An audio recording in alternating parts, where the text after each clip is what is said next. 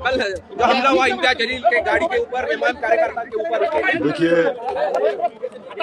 ये बुज़दिलाना हरकत लोग किए हैं, इसलिए कर रहे हैं क्योंकि उनको अपनी हार यकीनी नज़र आ रही है, तो इसलिए ये बुज़दिलाना हरकत किए।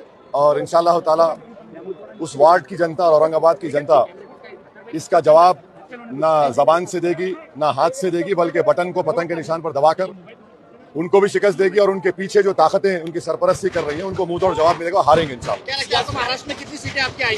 सर जी, यहाँ पॉलिटिशियंस जो है सत्ताधारी, उन लोगों ने पैसा देके ये सब करवाया है, ऐसा आरोप कल भी आपने अपने भाषण में किया था। इम्तियाज जलील बार बार बोल रहे हैं कि ऐसा इलेक्शन में ऐसा होना।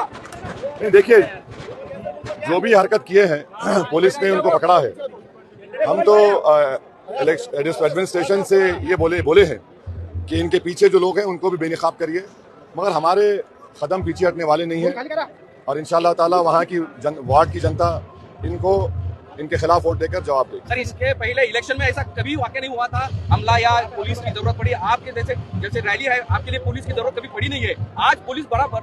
तो भाई ये आप बिन बुलाए मेहमान मेरे बने तो मैं क्या करूँ? अच्छा मेरे को जरूरत नहीं, हटा लो, हम तो बोल रहे हैं हम जाएंगे, इसका ऐसे कोई जरूरत नहीं। जीडीपी बढ़ी है 7.4% है इस साल, 7. जीडीपी बढ़ी है। पर कैपिटा इनकम कितना है? पर कैपिटा इनकम देख लीजिए कितना कम है। अफ्रीकन कंट्री सब सारन उससे भी बार जगह पे कम है। पर कैपिटा इनकम नहीं बढ़ रहा है ना, अनएम्प्लॉयमेंट कम नहीं हो रहा है, महंगाई बराबर ज्यादा है। पेट्रोल का रेट क्या औरंगाबाद में बोलो कितना? 110 रुपये। क्यों है 110 रुपये? 110 रुपये क्यों है भाई? जब इतना बढ़ रहा है तो यही पेट्रोल तो कम होना चाहिए। जो 2 व्हीलर चलाता है गरीब, 3 व्हीलर चलाते हैं ऑटो, इनको तो नुकसान हो रहा है ना। सर अभी ये इलेक्शन में महाराष्ट्र में, पूरे महाराष्ट्र में एमआईएम की क्या ताकत रहेगी? एमआईएम कैसा दिखेगा? अच्छा रहेगा, हमको यकीन है कि पहले से ज्यादा हमारे कॉर्पोरेटर्स जीतेंगे, कामयाब होंगे।